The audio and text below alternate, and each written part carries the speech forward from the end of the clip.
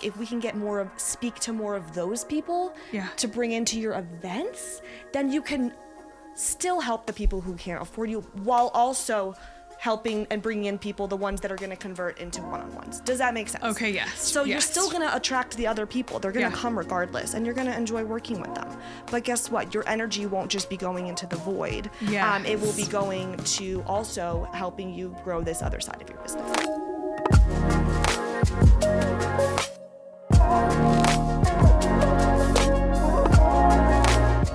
Welcome back to the Making Money podcast, where we talk about how to make more money, keep more of what you make, and make your money work harder for you. I am your host today, Benjamin Foss, and unfortunately, Paul is not able to be with us. He is buried in tax returns as it is the end of March and the very peak of the chaotic tax season. But we do have two very special guests today. We have returning guest, the lovely Sarah Ackerman. Hello. And our new guest, Jen, welcome back to the show, or not welcome back, but welcome to for the first time.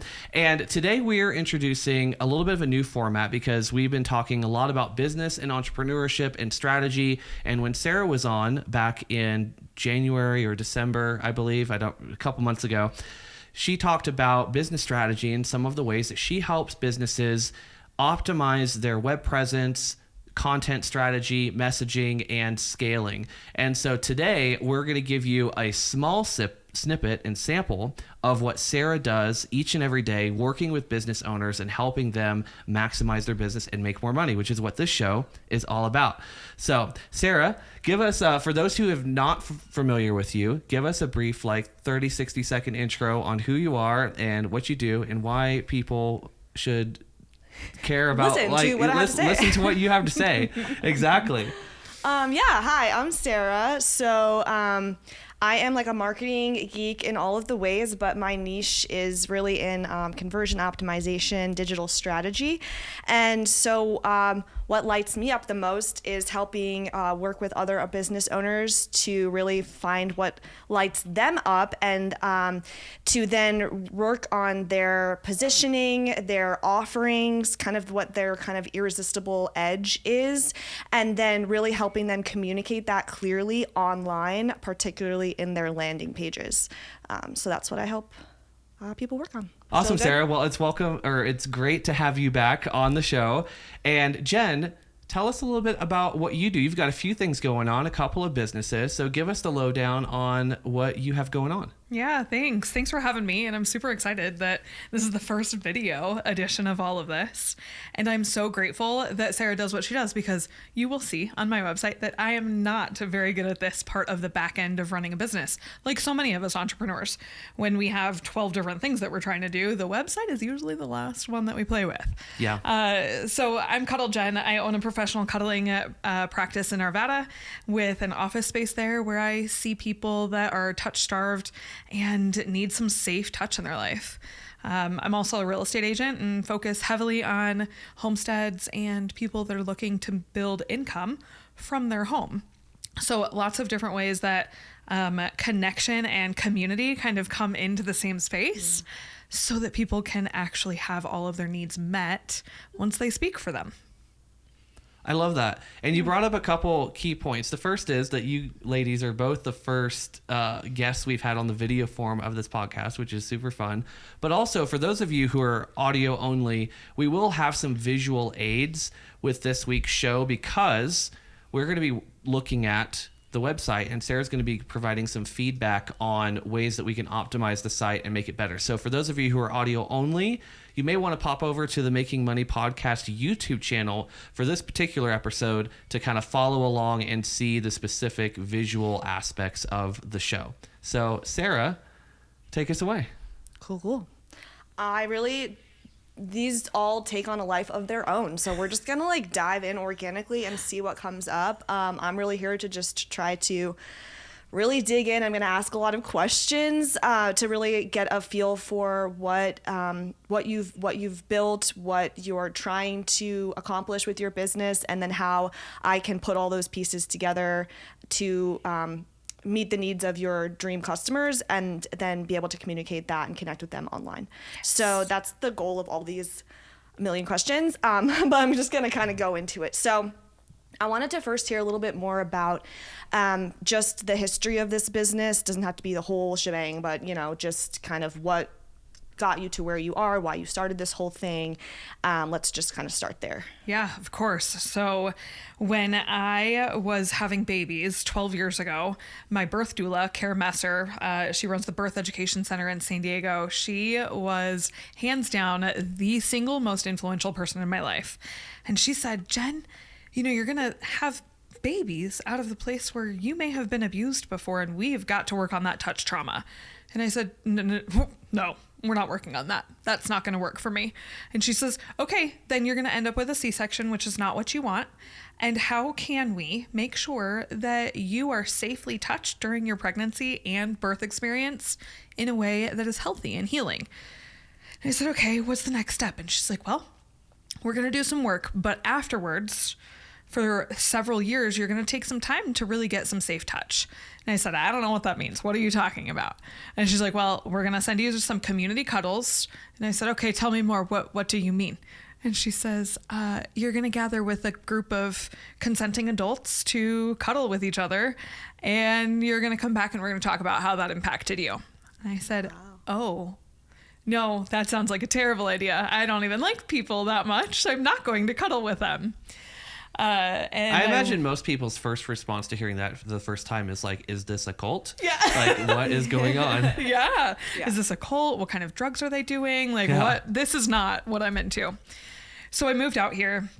And 7 years ago, I reached back out to my birth doula and I said, okay, I think I'm finally ready for some safe touch. Tell me where to go. She put me in touch with Cassandra Brown, and Cassandra Brown runs the community cuddles up in Boulder. And I said, I need to come to one of these. All right, come on down. Friday, we're having one and we'd love to have you. I left the next day and I said, I thought this was a sober event. I'm like high right now. I'm buzzing. What is going on? What did you put in the water? Right. What happened? She's like, that's your neurochemistry. That's the regular brain and body connection of your serotonin and your dopamine and your oxytocin, and you're high on your own body right now. Wow. And I said, okay, you need to tell me more. COVID hit. We were the only people in town that could touch people safely. And it was real tricky. And I said, okay, tell me how to sign up. How do I do this for a living? How do I bring this kind of feeling to more people that are dying of loneliness? And that's what started my journey. Yeah. Yeah. Real quick, what is a birth doula? Yeah, so she is a woman's helper. Doula means a helper. Okay. And she helps through the entire birth process as well as anything in the beginning of that whole pregnancy. So she really walks you through how the birth looks, what you want to advocate for yourself, and is there for you just after birth. Gotcha. Yeah. Man, the first time I saw like a brand new newly born baby. Yeah. No one warned me about the cone head situation. Mm-mm. Yeah. And the like bluish skin. Yeah. And I turned to my friend who, him and his partner just had a kid. I was like, is everything okay? Like, Oh my gosh. they're like, oh yeah, the skull is malleable. I was like, the skull is what? Excuse me? Just no one told me these things. So it's, you think you know everything, and then you don't. And so having someone to help you along with that process of pregnancy and birth and all that is super helpful. Yeah. Here's the thing that I'm like, I had a feeling just like speaking with you, but I get really fired up when people have a story where they have lived the experience of their clients. Yeah. And that is why they're doing what they're doing.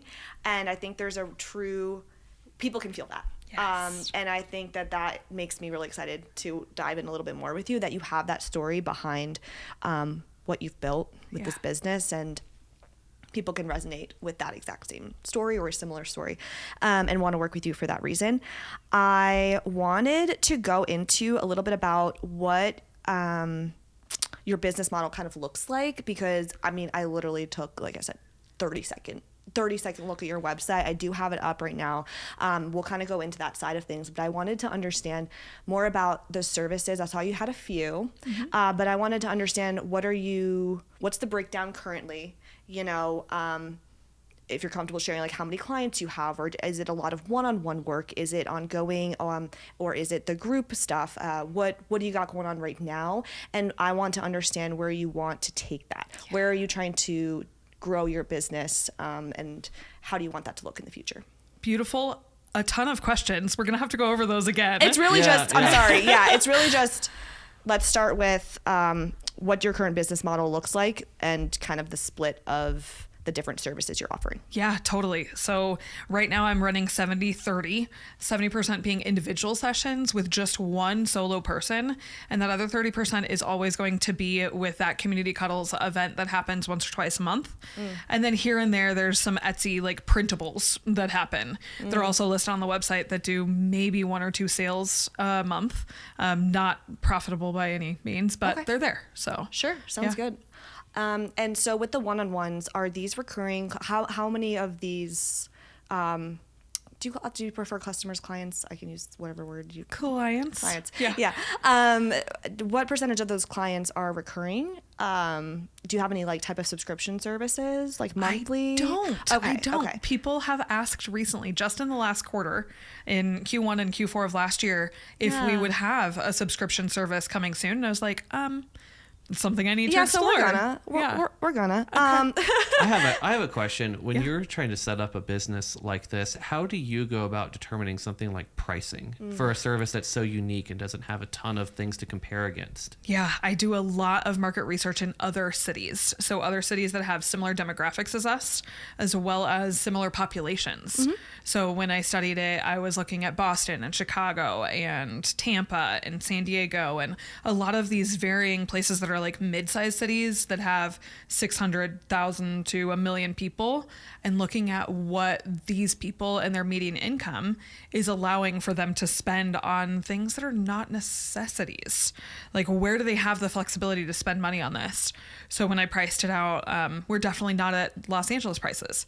We're not at San Francisco prices, but we're at Denver prices and Chicago prices. Okay. Yeah. Yeah, I think we can get into pricing. I think that's a good thing that I want to get into. And I think that where you've started is a great foundation. And I want to dive into kind of your niche and your value and if you're on the right track with that pricing. I want to get down to the nitty-gritty of, where are you at with capacity in terms of your business? Where are you trying to get in terms of maybe number of clients or maybe a revenue number, so that I can help you try to bridge the gap maybe of where we're at. Awesome. So last year I just ran my numbers because tax season. I increased my business by 353%. Hell yeah. Last year. Let's go.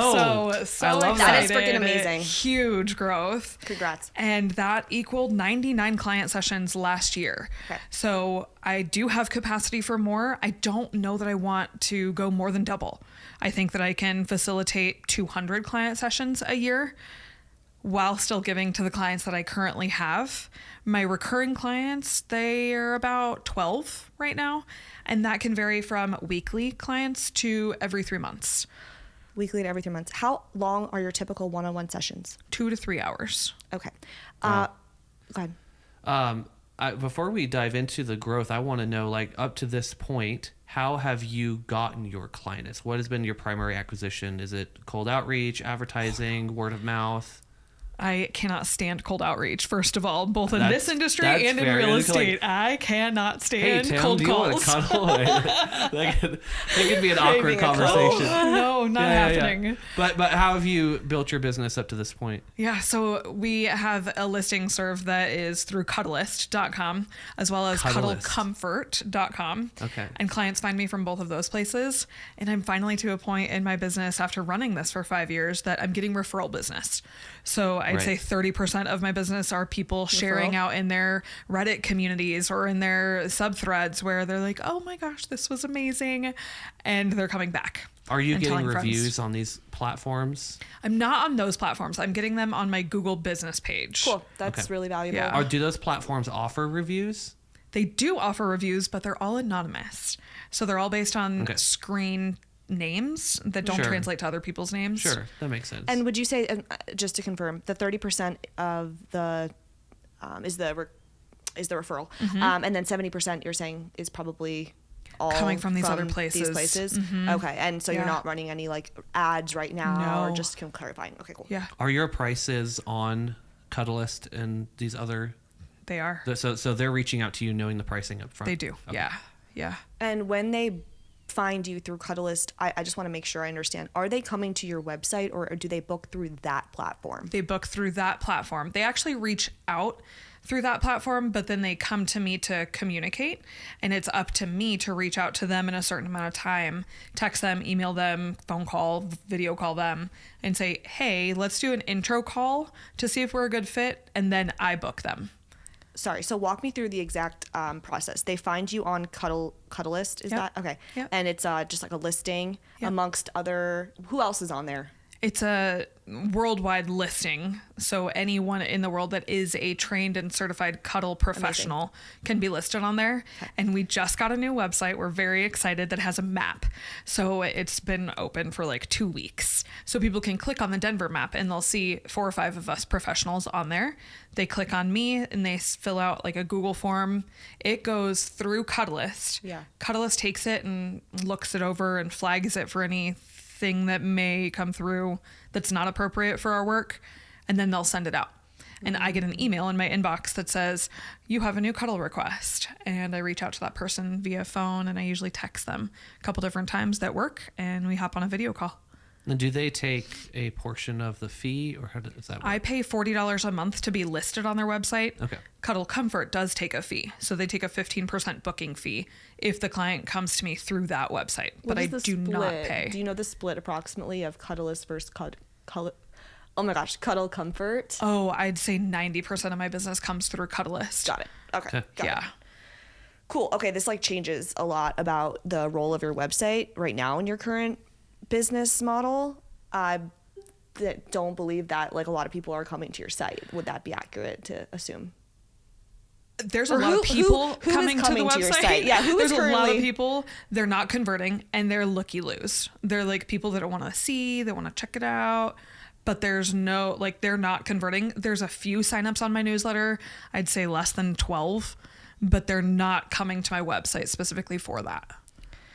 Cool. How are people finding your website? yeah, Is how it are- primarily through search, or is it linked on Search. Cuddleist? Or? It can't be linked on Cuddleist, so it's me telling them, hey, I have a website, go check it Okay. out. You can see testimonials there, you can see my about me, you can see how to book me, what our waiver looks like, but it's usually just an information hub. Like they're not booking through this at all. They can. It's set up through Calendly also, but they don't book through it. Is there just, this is like super quick tangent.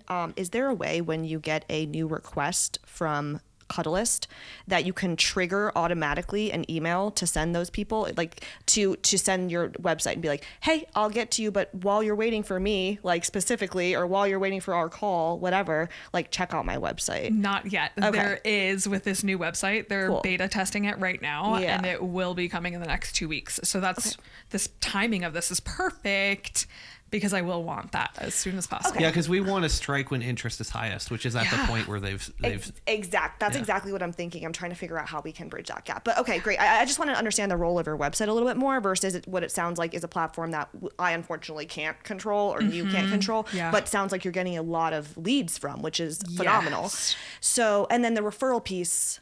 We're going to dive into that. It's great that you're already doing 30%. Sounds like that's something that we can even expand on. Yeah. One more quick question Yeah. on the website. Do you have any numbers about the traffic you're getting, like monthly unique visitors or any of that?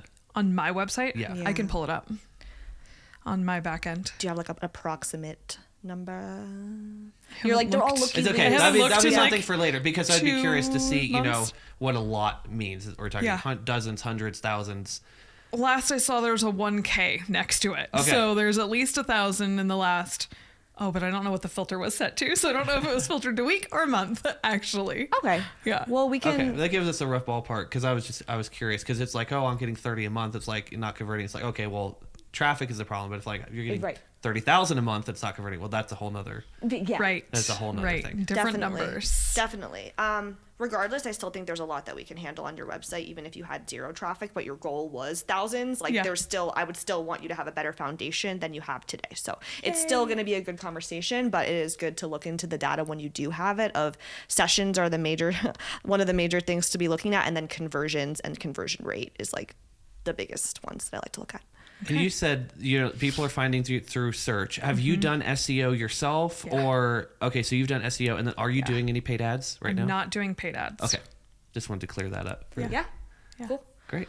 Awesome. Okay, so you have these one-on-one clients, and you served 99 of them when you were 350% Xing or 3.5Xing your business in this past year. Yes. Yes. And so this year, did you mention specific goals, or do you have any specific goals? I'd love to double that. Double that. Okay. Yeah. Which would then get you to that 200. However, you're saying that's your max. Right. Yeah. So I want to understand, I think that's a great goal, and that does max you. From there, Yeah. what would be next for you? Like, let's say we're at the end of 2025 and you hit that goal. Like, what would you be envisioning next? Would you want to grow from there, or would you be like really happy at that point? I would back off and do more mentorship. Mentorship. Yeah. So I do business coaching right now for newer people that are in this industry where they have no idea how to hold a boundary. They're not quite sure even how to book. They're not sure how to run an intro call or to screen people out. And they're coming to me after something has already happened. And I love helping them, but I would like to get to them before that happens. So after a year where I've met that goal of seeing 200 sessions a year, I would love to transition more to mentorship, coaching, teaching the skills. That is called leverage. We love that. Okay. So, awesome. And then when it comes to, just so I know, when it comes to the group stuff, because that is also, I'm seeing, obviously I'm a big proponent of like group settings being more of a transformational experience from my experience of like just this type of thing, because when we have more than one person in a room, I feel like it facilitates more of a transformation than sometimes just one-on-one. Right. So not only do I think that's a great medium for that type of thing, but I also, again, think that there's a lot of leverage there in terms of you being able to grow, to multiply your impact, right? While giving the same amount of effort. Yes. So how are you feeling about the group side of your business, and is that something you're also looking to grow? Like, in terms of what lights you up the most, do you really prefer the one-on-one, or are you also interested in building the events? Both. So I love that you asked, because they're very different skills to be able to facilitate a group versus holding a one-on-one session. And there's overlap, but they're different. And you're right. There's a barrier to entry for a lot of people that come in because they can't afford $120 an hour, but they can afford a $30 4-hour kind of immersive experience into this space. So last year I canceled 3 events. We only have 12 a year, but I canceled 3 because there was low enrollment and there was no way that it was going to happen. I always hold it on the last Friday of the month. Unfortunately, Thanksgiving and Christmas and the New Year's kind of all play into those last few, and Memorial Day. So we recognize that we have to change the time or the date. What I'm now running into, there was an energetic block at my prior place of business, and I wasn't willing to energetically bring people into that space because I didn't want them getting sick. So there was mold that was growing underneath the flooring, and I recognized that, and I said, oh my gosh, I have had mold toxicity. I don't want to bring any new clients in here. Yeah. Oh yeah. Once I cleared that block and I moved into a new location, I doubled the size of the group. So I knew, okay, this is great.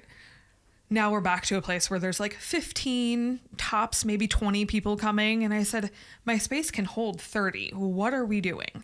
I know there's more people out there that need us. I know that they have heard of me, or they've seen, we were on the cover of Westward for a month ago.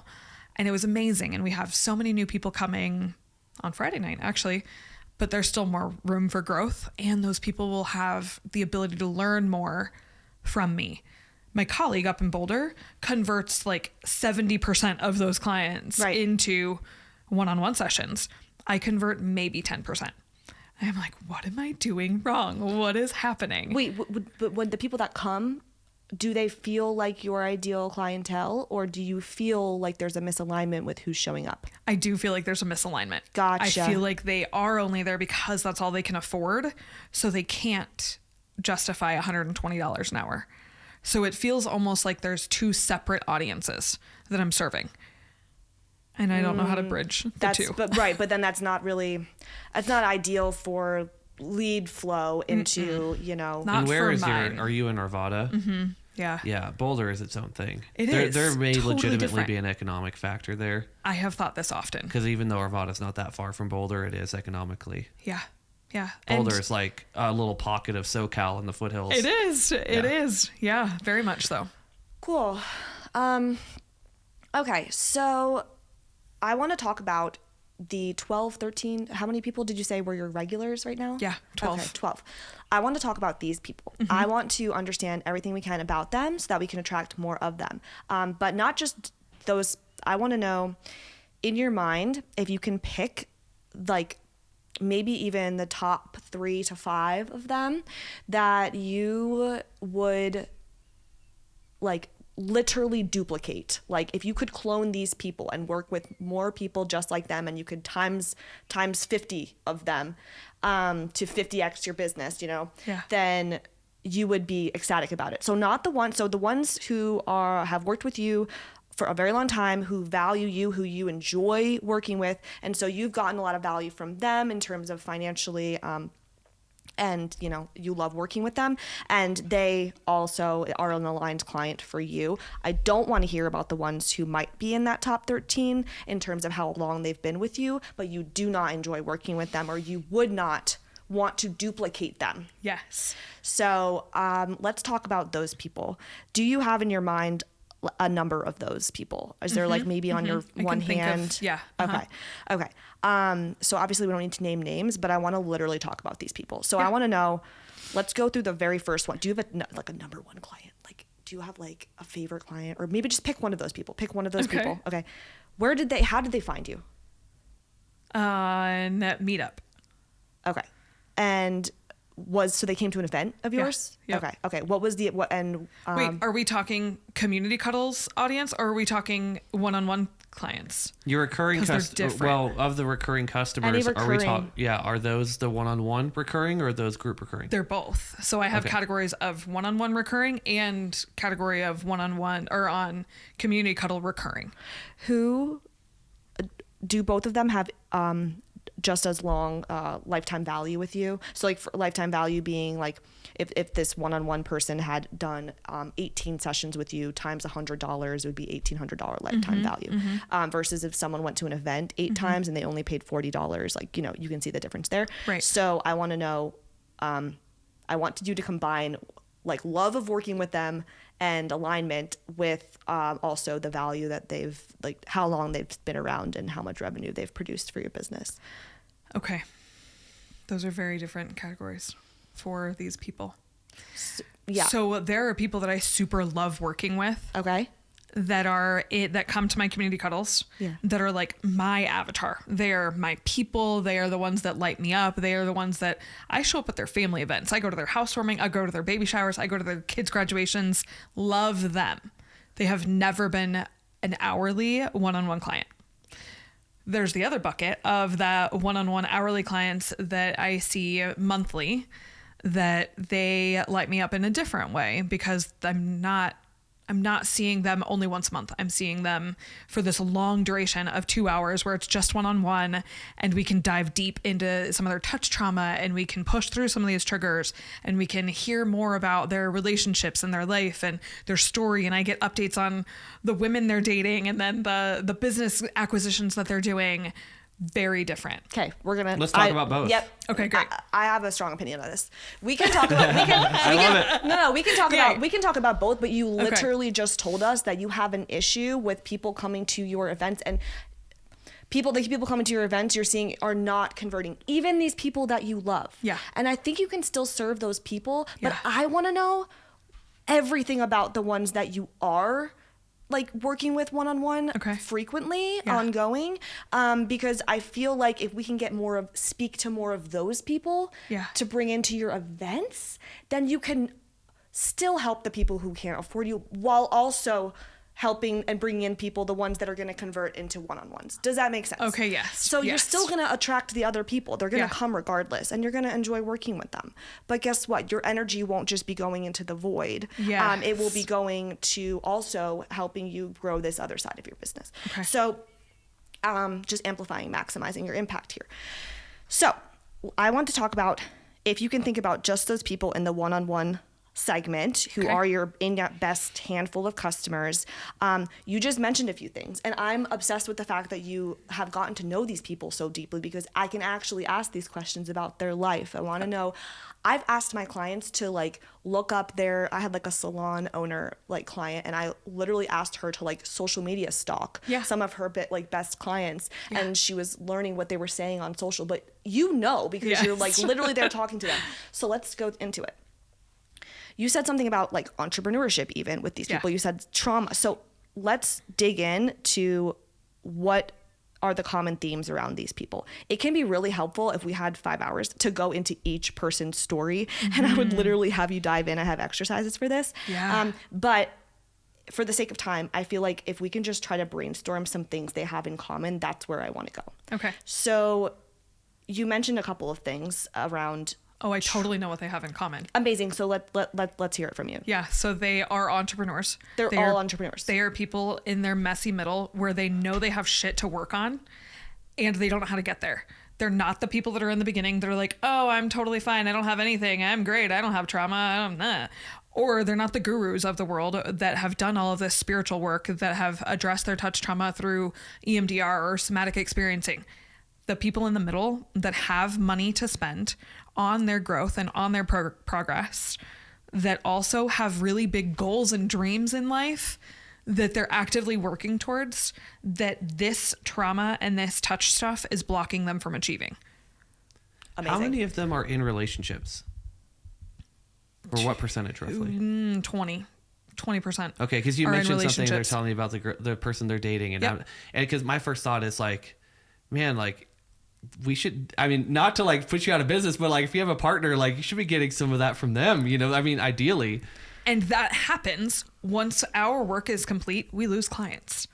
Yeah. So you Typically, graduate people. We do. Yeah. And we work ourselves out of a job with them, intentionally knowing that they're going to take everything they learned with us out into the world with their partners, into their families, with their friend groups. And I'm like, okay, just refer me when you're ready. You know Right. what that tells me? Yeah. That what you do works. Yes, absolutely. You know what I mean? Because Yeah. like I don't like the idea, because there's some people who like, for example, like I've been to therapy. I've seen a handful of different therapists over the years, and I'm a big advocate for it. Yeah. But there are some therapists who are perpetual, and then there are some who are there really to try and give you tools Yeah.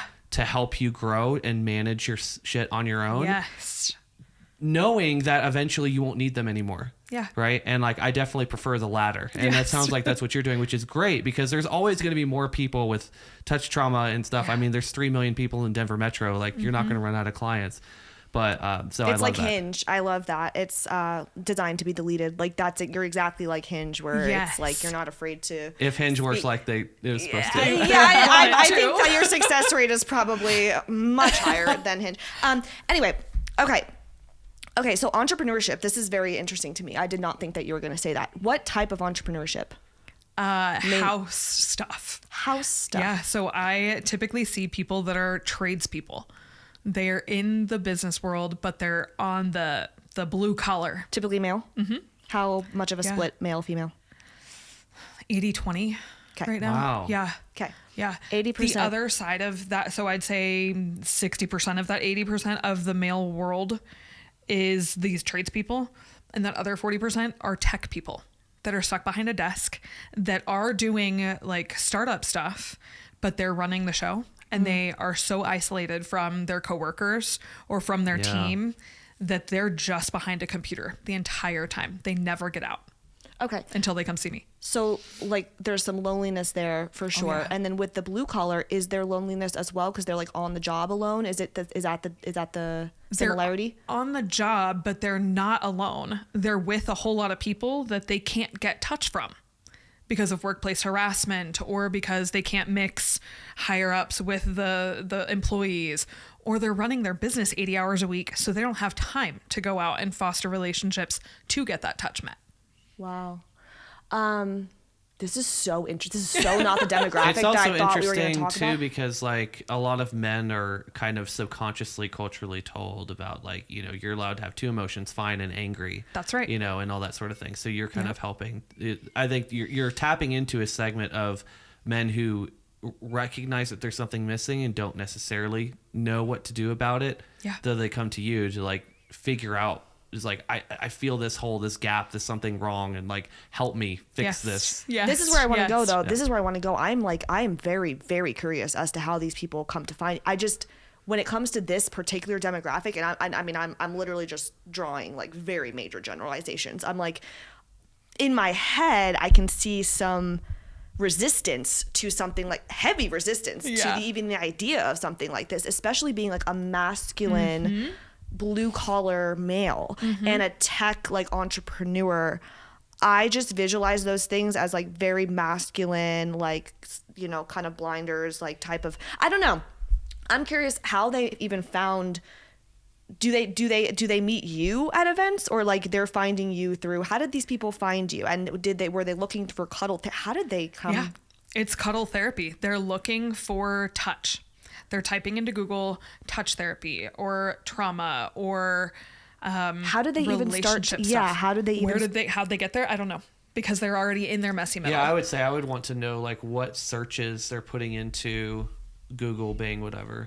when you talk to them, what are their stories that think of maybe just a couple people right now, like when you've spoken to them about their journeys, do you remember what any of them said specifically when they first started coming to you, of like what got them interested in this? Yeah, 95% of my people are in therapy, and their therapists tell them they need touch. This is it. Okay. They This So is need it. the so touch. that's an affiliate Correct. route. One thing I wanted to curious what you think of this. Yeah.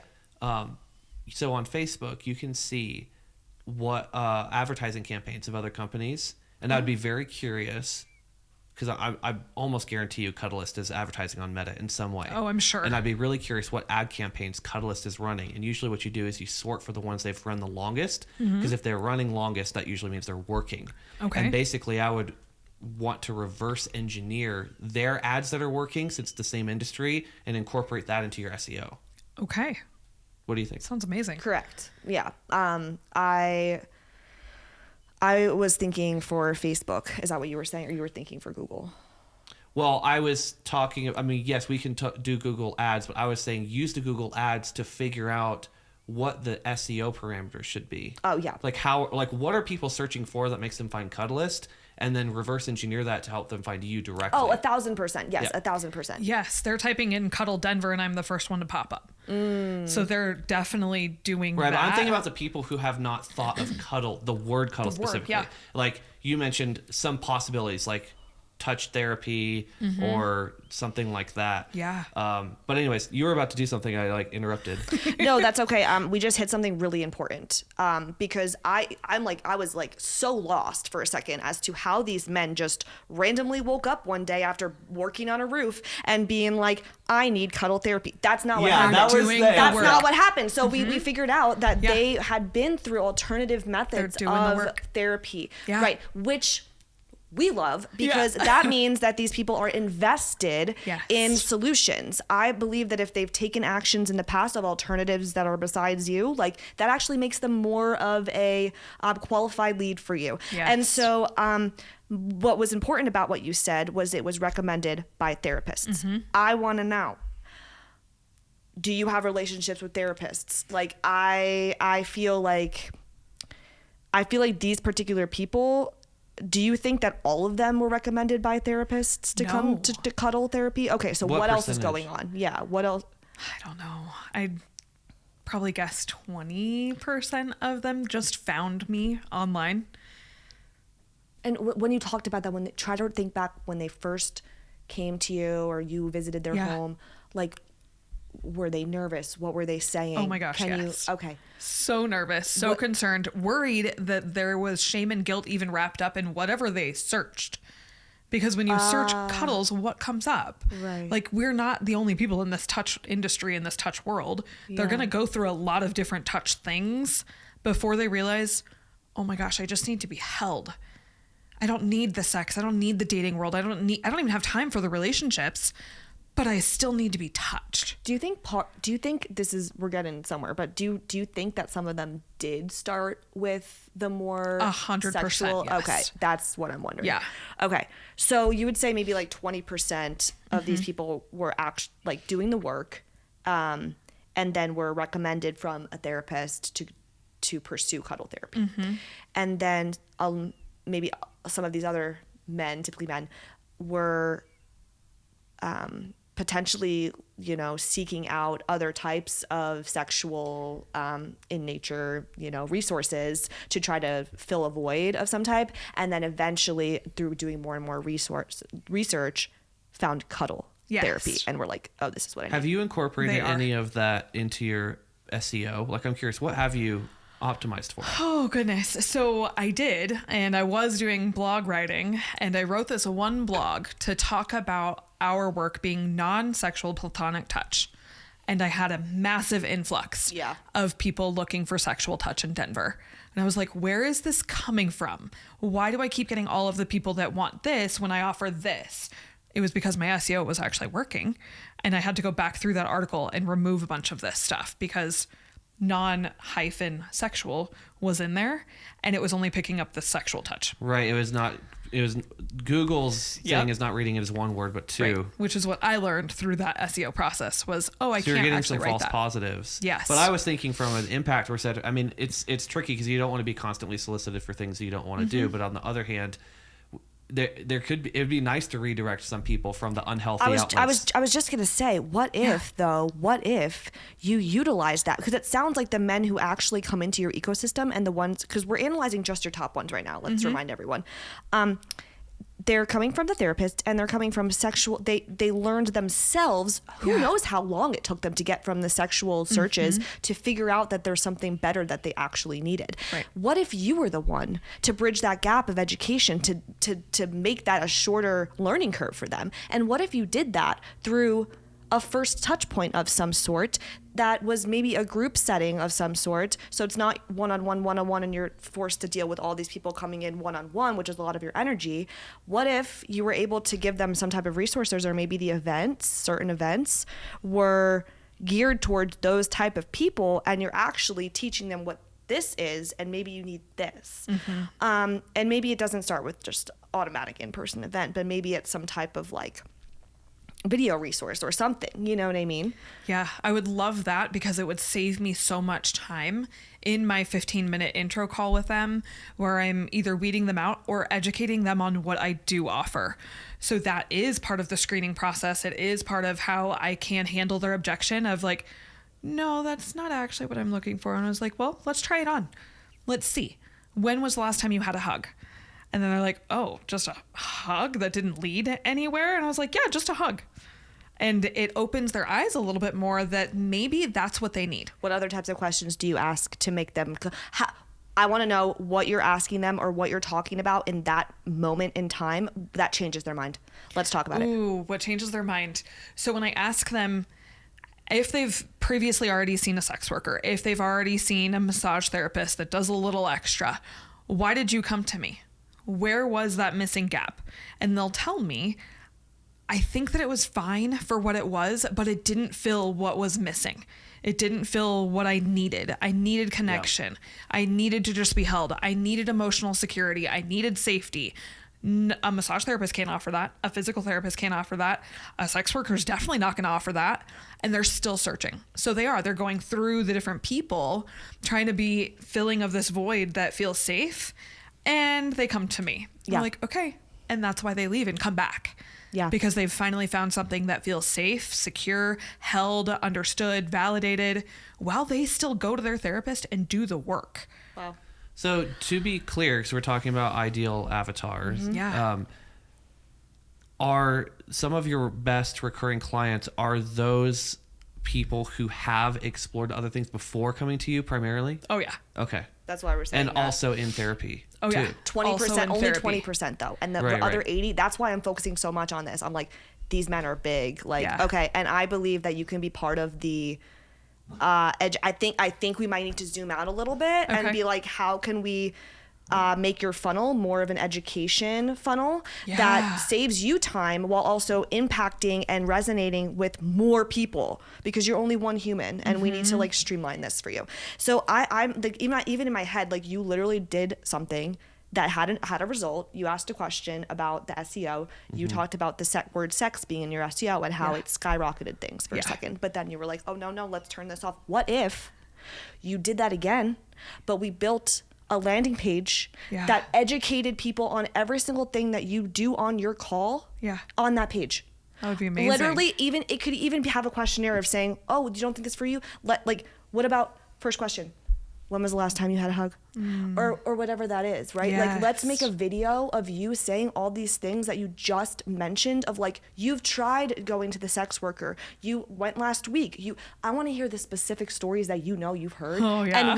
And literally say that to people, because that will make them feel like you understand them. Yes. Because you Yes. do. Yeah. But you're not saying any of that. Like, the picture on your website is like in this nice little, like, there's not a blue collar worker. Like, first of all. Second of all, anyway, I'm like pumped about this, and I think it's like not at all what I thought we were going to dive into, but I feel like there's something there, especially with the fact that you've already tested this and like gotten the traffic. Yeah. And this is where 80%, you're telling me this is where 80% of your top customers people. minds are, and this is how they find you. Yeah. But I will say again, how freaking long did it take them to find Cuddle Therapy and you after trying all the different things that they had tried before that? And I feel like there's a world in which you shorten that learning and impact more people.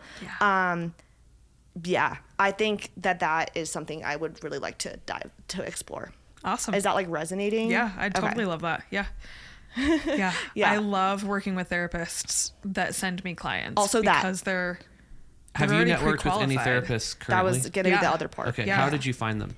On ASECT. It's this association of sex educators and sex people that do the therapy, and then I get to be the physical therapist that does the work with the client. That's like, okay, so when you are doing work with this therapist, you get homework and you bring it to me, and we will work on the safe touch so that you can go out and actually have meaningful connection that may or may not lead to sex, but you got here through a sex therapist. Let's work on the touch that leads to that so that you're safe and you're not hurting other people that didn't bleed on you. Wow. So, what of the 99 clients that you had last year, Yeah. roughly how many of them came through that channel? Through the, and we're talking about coming through therapists. We're talking specifically sex therapists, or like people dealing, or just like general therapists. General therapists. Okay. The sex therapist thing came in this year when one of them reached out to me after that article went live in February. Okay. And they said, oh my gosh, I've been looking all over for somebody that can do this because I can't. We need to get that article back up because I mean, it sounds like it was getting, and it seems like, and correct me if I'm wrong, that you're comfortable with some of the redirection Yeah. aspect of it. it's We don't want to super part of the necessarily work. overwhelm you with leads, but I mean, you know, I'll take it. It's what they need. you have to they turn don't people pay away, us for the cuddles. They pay us for the boundaries. They pay us to keep the container. They Right. don't even necessarily need the touch. They need to be able to be held in a space of consent and talking and having these conversations that they're not having out in the world. Yeah, I will say again, I genuinely think that this type of messaging, on whether it's a one-off landing page or on your website, this is where you would send any relationships you do have with sex therapists. Yeah. You would send them this URL and be like, send your therapist patients to this page Okay. that talks about or any therapist this. really. Yeah. I think that we need to be specific, but I mean, Okay. I would recommend having like, I'm calling it a sex page, but basically the focus is That's fine. As The long as I can redirect. redirect them. The we had your redirect part of the page. death page. The Yes, redirect page. The redirect page. Correct. And I think it's probably the same page. We can talk about that, but that you which kill two birds with one stone here. But it sounds like that's what you need. I believe is this page that does all of that entire call that you do Yeah. for you. And then I want to know what that next touch point is. But what we have so far, I believe, is pretty totally different direction than what you were doing. But I feel like it will allow you to now run ads to this page or do more SEO to this page.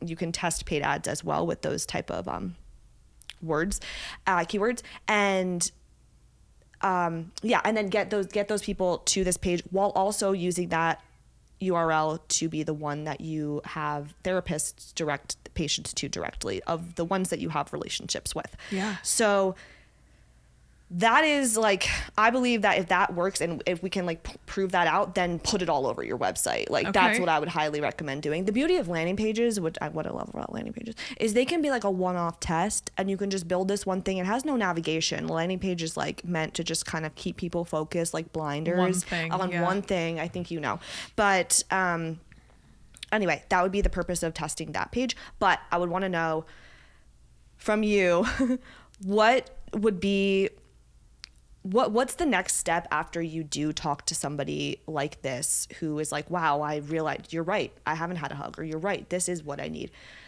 What is the thing that they book then? Do they do a one-on-one typically? Yep. Just in a one? 2-hour session. Yeah. A 2-hour session. Okay, great. And after that, we're talking about your top clients here. What you're saying that they just kind of book again every week or up to 3 months? Yeah. Okay. For the ones, how many of them would be like week versus 3, like versus month? Like I'm trying to understand. The majority sees me once a month. Once a month. That's what I'm thinking. I have 2 to 3 regular clients that are every week to 10 days, 3 times a month. Cool. I feel like, would you say that the moment of like, wow, I'm all in, happens after the first session? Yeah. Yeah, that's what I would think.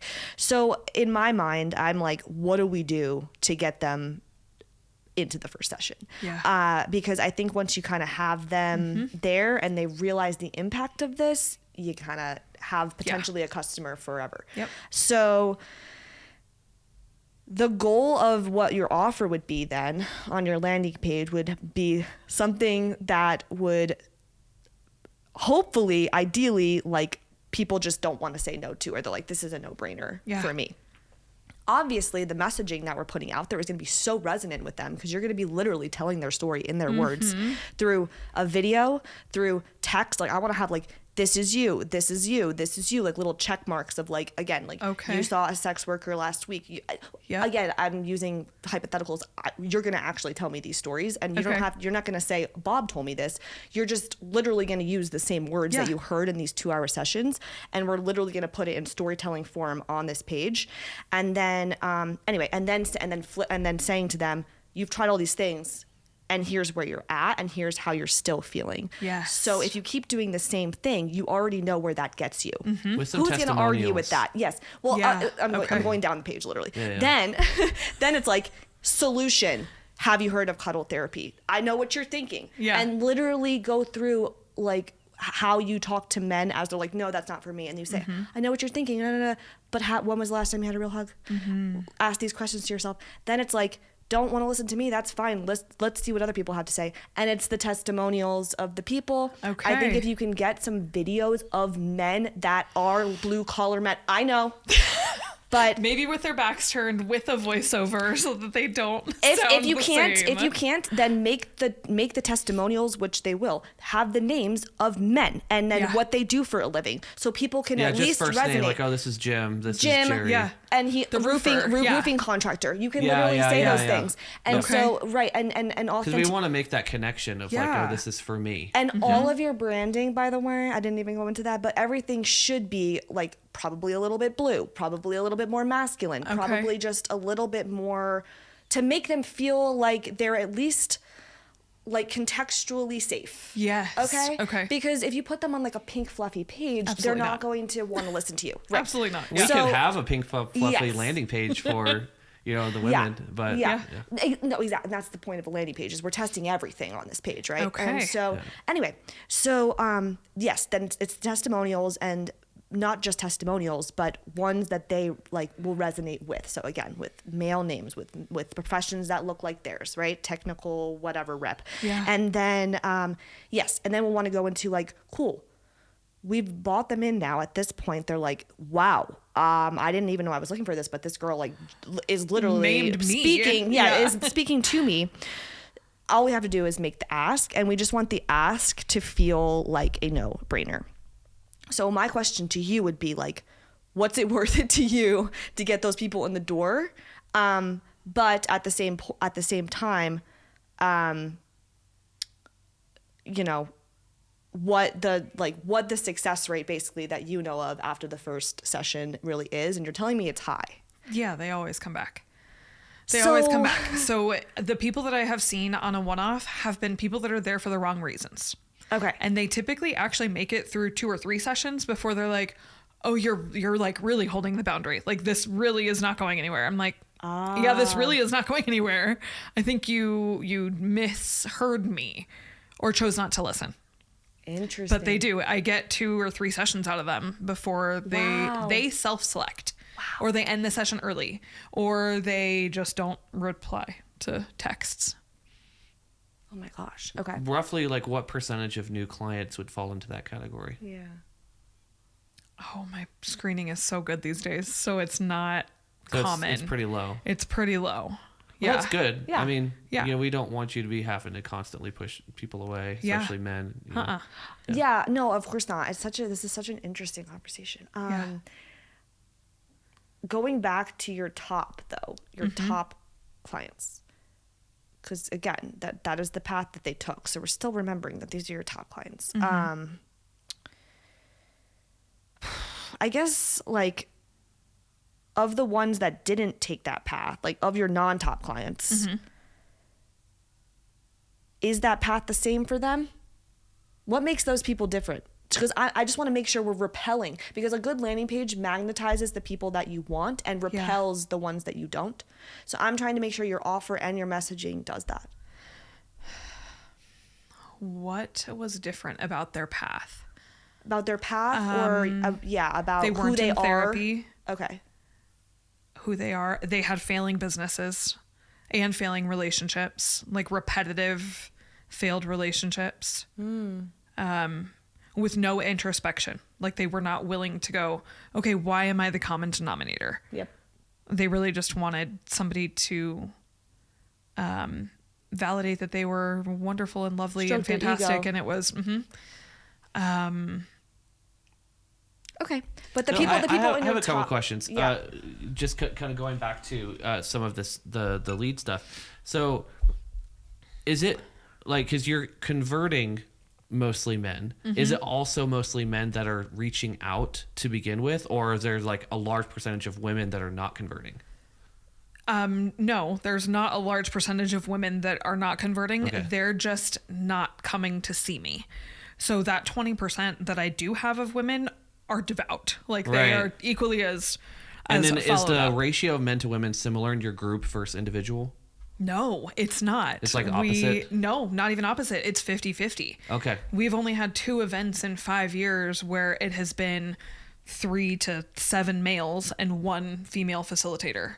And we've had an event every single month, at least 2 in Arvada and Boulder. So no, I'm not seeing that on that side at all. Okay, so for the one-on-one, primarily men reaching out, primarily men converting. I just wanted to, like, that was just a thought that I had, a question that I had. So are you wanting to, we're talking about growing your business, are you okay with maintaining that ratio? No, I want more women in my office. Okay. I love the women that I have in there. They're maternal, they're entrepreneurs, they're still trying to figure stuff out. They're multicultural. So they come from a culture that's like very community based, where everybody's in the kitchen and everybody lives in the same house and we're all together doing things. And then I'm dropped into middle of America and have no touch. And I'm struggling. So they're like international. Yeah. Okay. Yeah.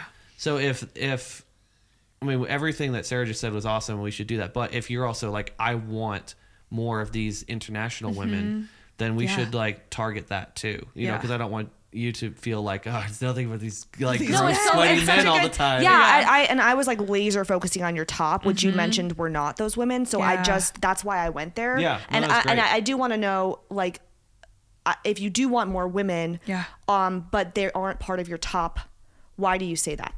Why are they not part of my top? Yeah, or like, why do you think they're not in your top? Women notice that they need less touch than men.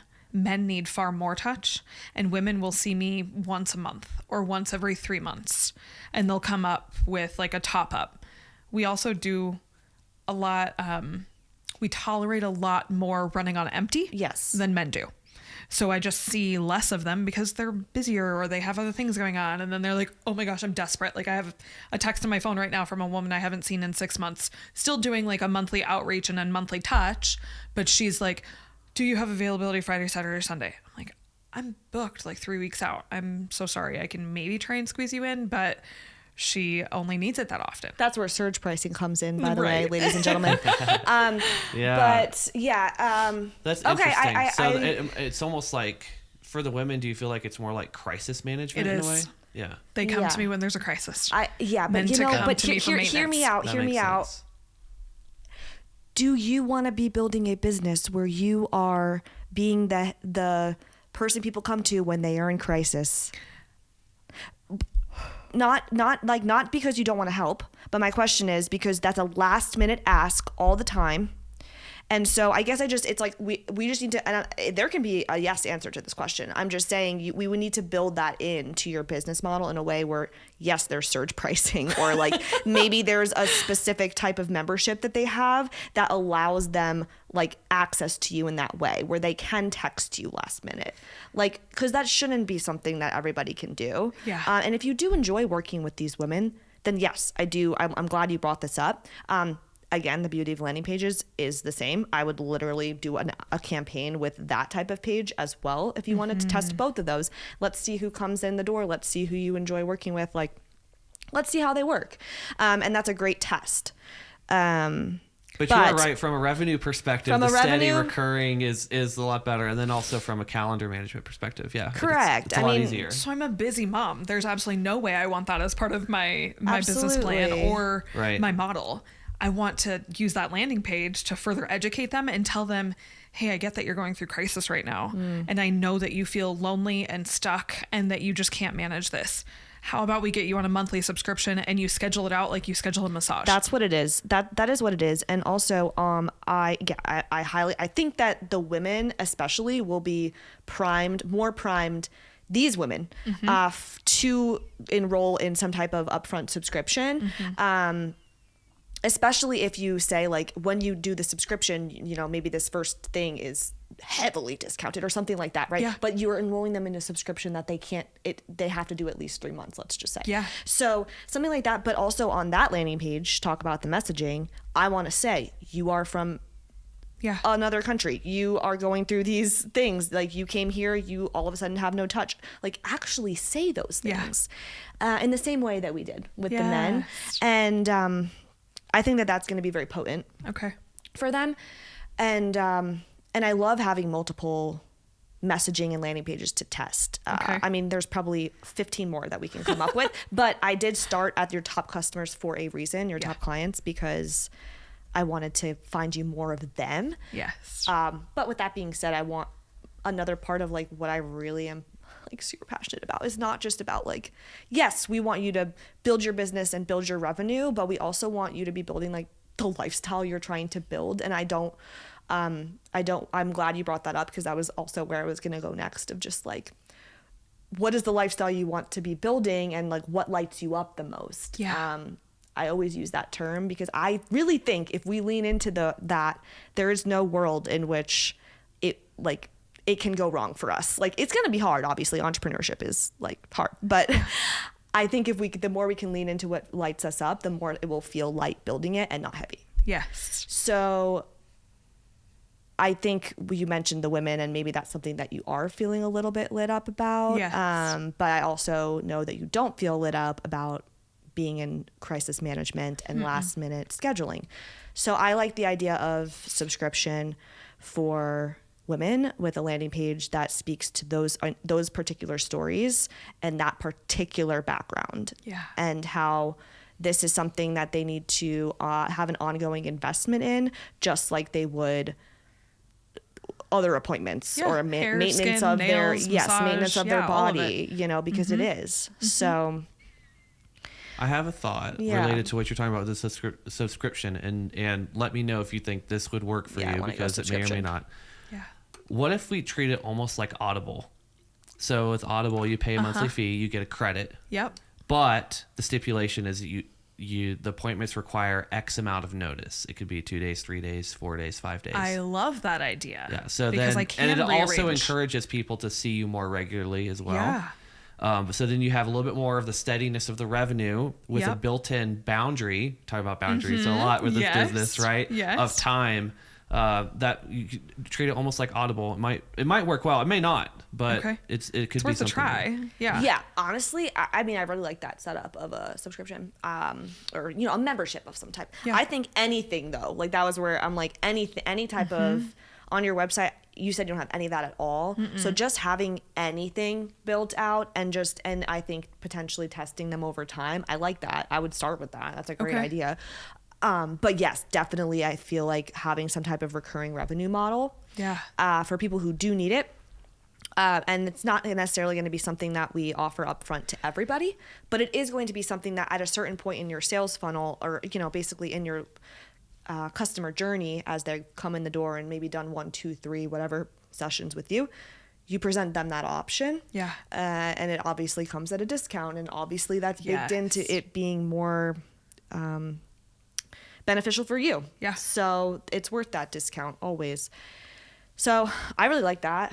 But any type of subscription, honestly, in my opinion, would be something I 1000%, if you take anything away from this, like just add it. Do Like I a think we should just subscription add somewhere. it. People are asking for it. Yeah, like you they literally are. said that. So I think that's really great. What were you going to say? So what is your kind of pivoting back to what Sarah was talking about with lifestyle trying to build? What is kind of your long-term goal with this business? And we talked about for this year wanting to get to 200, which is great. Yeah. But long-term, are you wanting this to be a part-time thing, a full-time thing, eventually scale it to where you're more just running it and other people are handling the actual cuddling? So you can work more in the mentorship. Yeah, like Yes. what is the long-term big picture of where we're trying to go? Yeah, long-term big picture, I would love to have 4 people that I have personally coached and taught, that they have done a certain amount of hours or sessions with me, so that I can guarantee their work, that I can then move them through with their clients that either I source or I get for them, or that they just can offer at a better rate than what I can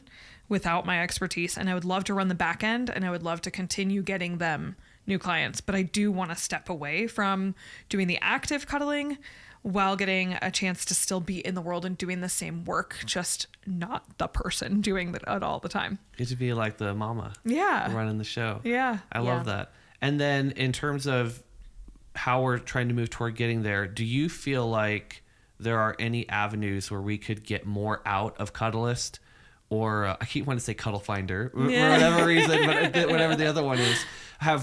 Do you feel like you've kind of maxed out the potential of those, or are there ways that we can get more out of that? There's probably more ways that we could get more out of it somehow. I don't know the numbers of the other people in our industry that are getting a lot of their referrals from there. And I would want to study their profiles and like figure out what is working for them and what is like drawing in the clients for them. But I'm also the only cuddle therapist here that specifically works with trauma-based clients. I see those people. Everybody else has a different niche in that space, that they do more of the, I don't want to, it's like lazy cuddling, but it's just laying around, hanging out, not really doing coaching, but just loving on them. Well, I think of Mine it as is like the intensive. difference between like a fluff massage and a sports massage. That's right. You know, Yeah, because there's very a much so. different level of expertise. I've learned. It Like is. if I actually Yeah. have pain, I go to a sports masseuse because Yeah. they really get in there. That's right. Yeah. And go ahead. Oh, but I don't want to overwhelm you. It's like too many suggestions. I think like what I'd Sarah. love them all to keep Well, going. but I also like from a time perspective, like I think it's best to just pick a strategy and Yeah. like run with that hardcore at least for a few months to see how that goes. Yeah. Because if you kind of like shotgun it, No, then it's not you'll going never to know work what as even well. worked. So of these different ideas of like either trying to invest more into getting out of Cuddlist, Mm-hmm. doing a landing page more catered toward the male clients, Mm-hmm. or doing a landing page more catered toward the female clients, or networking, really focusing on the therapist networking side, which of those 4, and I don't know if there's another one, but which of those 4 avenues lights you up the most and do you feel like is the biggest point of leverage for the growth? Ooh, great question. In real estate, we talk about the 4 pillars of leads that we get. So I've actually been focusing on all of those. I have a meeting that I'm going to speak at for ASECT here in the next quarter that I'll be in front of 20 to 200. It could vary every month based on these therapists that I've already sent out an email to, introducing them to that article, sharing with them the work that we do, sending a follow-up email saying, hey, this is actually a real person back here. I know AI writes all of our emails for us, but it's me. Right. I am here. I would love to book a call with you. I want to get to know you. So a lot of that part's already happening. I would love to also focus on a landing page for these avatars that are wildly different. Yeah. And help them both equally in the same regard, and managing that SEO so that I'm getting the people that want to find me and educating them in a way that will allow them to come in for a session and realize that the services they're looking for can actually be found without the other part that they keep being left empty with. Yeah, I love that. Like you said, yeah, there is, we've talked about a lot today, but I lost my train of thought. Crap. It happens. I mean, I know. it's I been was over gonna an say hour. something, and then I was like, wait. I was really going. What pillars light you up the most to build out from those options? I just think that, like, I feel like everybody has. You clearly have, like, you started this for a reason. Yeah. And it's like you're meant to serve a certain type of person. Like, not everyone. Yeah, Not no. everyone. I think this is where I was going. The more you niche down, and you already sounds like you do have a niche. Yeah.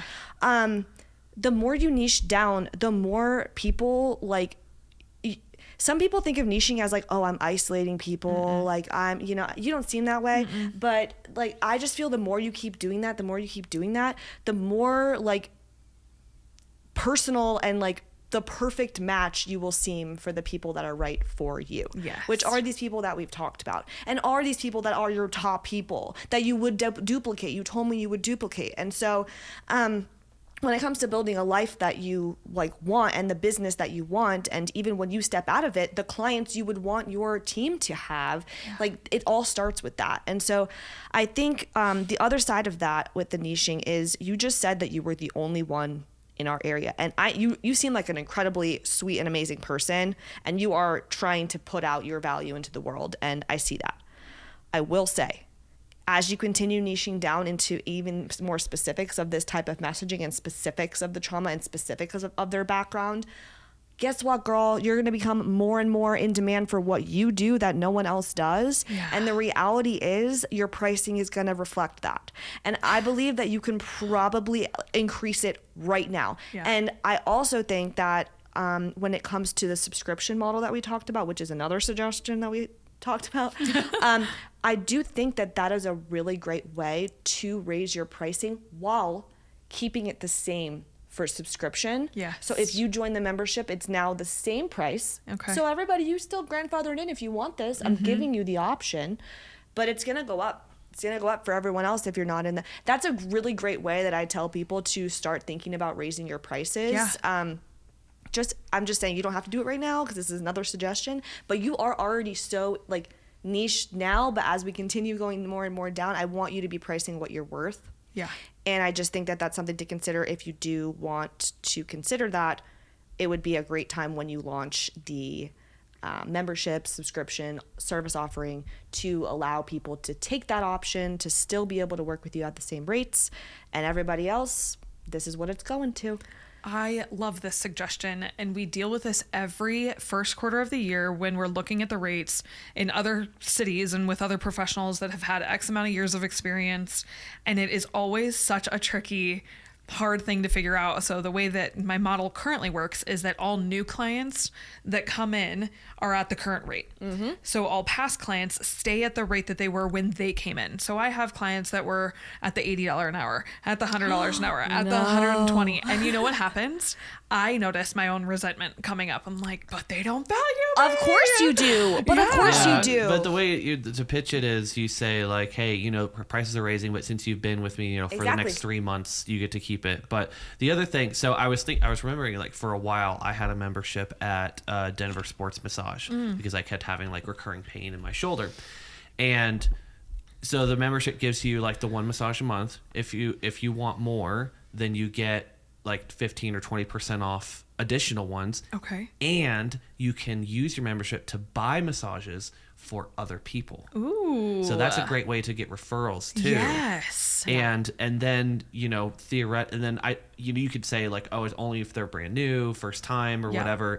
Actually, I learned recently, speaking of memberships, I have another membership to like a haircut place, and I didn't even know I have 10 times a year I could give someone a free haircut if they've never been before. And I didn't even know that. That's a brilliant referral marketing. I really like that. So you can play around with some of those things, you know, and obviously like part of what you offer is so time consuming that, you know, maybe half off is better than free or something. But that if people get rewarded for referring people, that could really help out. That was the last thing. I know we've covered a lot. Because then like your cost to acquire a customer is whatever the promo is, right? I think having a referral program is something I would 1000% prioritize. I do that tomorrow. Because because you're already getting 30%. Yeah. How much more can we do? And it sounds like if the people who are referring are the people who are referring you the people in your top? They're not in my top, and I don't love the clients that they send me. That was another thing, yeah. But I like some of them. So hear me out. We would want to build a referral program for your top. What do they want? What do those guys want? They don't talk about me.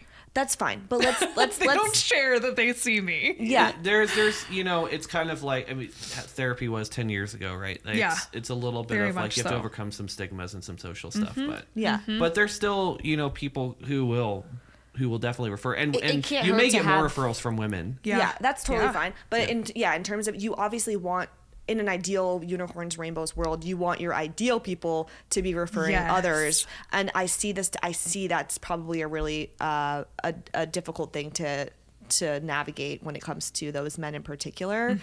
But I still think a referral program in general would work really, really well. And I think potentially, if you have it, maybe one or two of them take you up on it. Maybe in some world they eventually find someone that like they really think needs this too, and they're close with them. You never know. So I just had a light bulb go off about regular clients that come to my community cuddle events also, because I can craft something to convert those people with an offer also. Yes.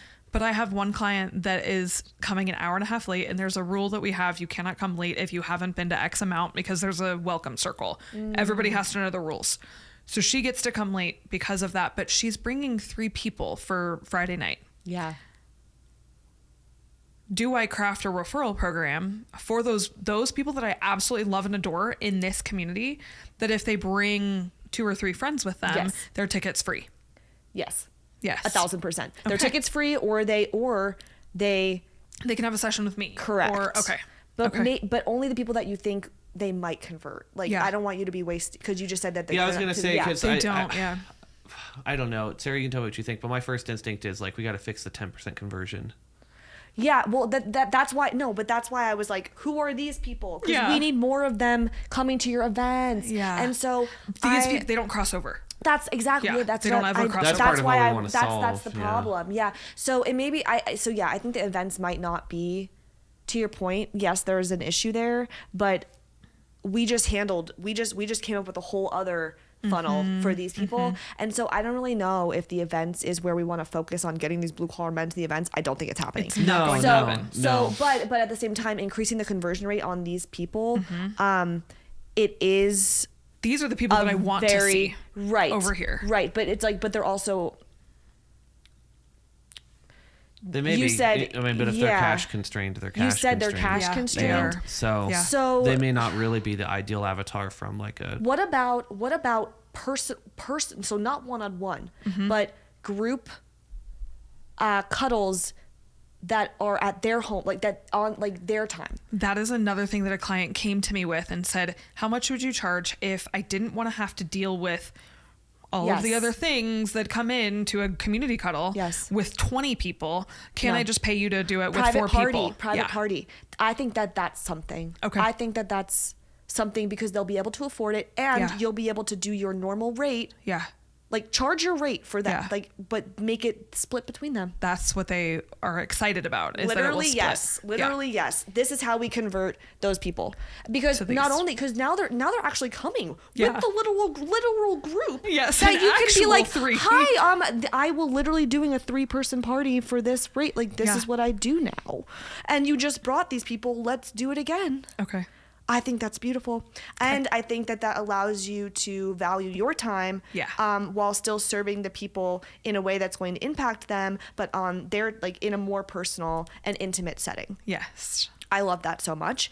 And I think that also will have its own offer on your site / potentially a quick little landing page. But you can never have enough landing pages. But yeah, no, I think that's how we fix that problem. I think that's something you can say at the event. You can announce at your next event. I'm starting a new program where, one part of the program is whenever you bring people, whatever the number is you want to, whatever makes sense to you. 1, 2, 3 people. You get your ticket free, and you get entered into a drawing for one of my new service, let's just say, which is the I don't know what we're calling it, but we're calling it the intimate group gathering, basically. And that's how you then launch the intimate group gatherings. Oh, and that's a new service I'm doing. I'm doing groups of 3 to however much you want, 8. And I come to you, and we make it this thing. It's like my one-on-one sessions, but with your buddies, you know, with your people, and you share in it, and it's much more accessible as well. And maybe not the word intimate though. Not that. No, that was a red flaggy word. We won't use that. It's sorry fine. about that. We'll figure something group. out. I know. I love the word Small intimate because I group just think gathering. it's like close and amazing. Yeah. Okay, anyway, but it could be even fun to do like a drawing for the first one too, and that gives even more people wanting to bring more people to the next event, and then you announce at the event, oh my God, Susan and her friends won, so we're gonna do yours this month. Anyone else who wants to sign up for one, here's the QR code for signing up for that thing. Gosh, and that it gets people really into it. Yeah. And it also gives you the first, like, just do the first one and be like, I know you can do it, but just do the first one and get some feedback, get some testimonials about the group one. Okay. And I think that will at least hopefully combat some of your conversion issues, because it's like the price is the issue there. Yeah, and there's nothing you can do about that other than leverage. Right.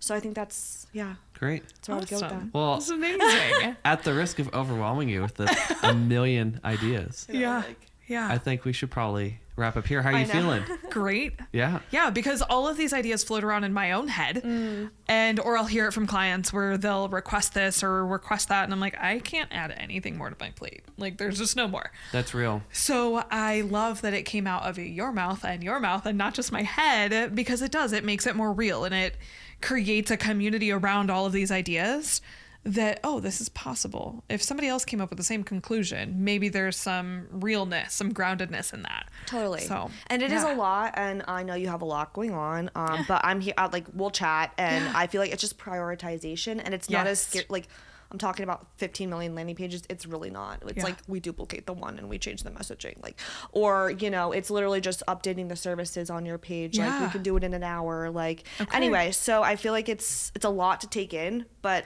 I'm leaving with like a priority list in my head, like a referral program that is happening before Friday, because people need that. Yeah. And then creating some structure around this private special small group gathering. And the offer portion, the offer of that like announcement, I would say, of like the incentive of the free ticket if you bring people, which is part of it, because that's building the community in itself.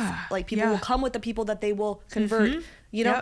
And then saying also, you will be entered into, when you bring these people, you get the free ticket and you get entered into the drawing for the group thing for your own. That's free. Right. Or half off, whatever that is. You don't have to do that way. You could just do the free ticket, or you can do one or the other. But I like the idea of launching it in a fun way like that. Yes. And then the next one you do, you actually bring it back up and you say, hey, we did this. These people got it. You're gonna get it. They're gonna give a testimony. Like, does anyone else want it? Here's the QR code for it. Yes. And then and then we can talk more about if you want to do more targeted landing pages or website updates for certain avatars that I don't think you're speaking to at all right now. And I'm just be brutally honest. Your site is like pretty and nice. It's just like, I don't know who we're speaking to. I don't know what this is about. I just know that you cuddle. And I feel like we got so much deeper, and I want people to know, like this stuff we talked about, because then that's how we connect with them. So I think that this is all great. Speaking of connecting, Jen, how can people connect with you? I would love text messages. It is the easiest way for people to reach me at all times. So on my phone number, can I just tell it to them? Yeah. 720-523-3545. Or my website is going to have these lovely landing pages here very soon. And I'm on Facebook. I was What on is your Instagram. website address? CuddleJen.com. CuddleJen.com. Yeah, that's that's easy it. to remember. It's so good. Yeah. Yeah. Awesome. I Thank love that. you. And Sarah, for those who have been listening and be like, wow, Sarah knows a lot about business and strategy. I want her to help me with my business. What's the best way for people to reach you?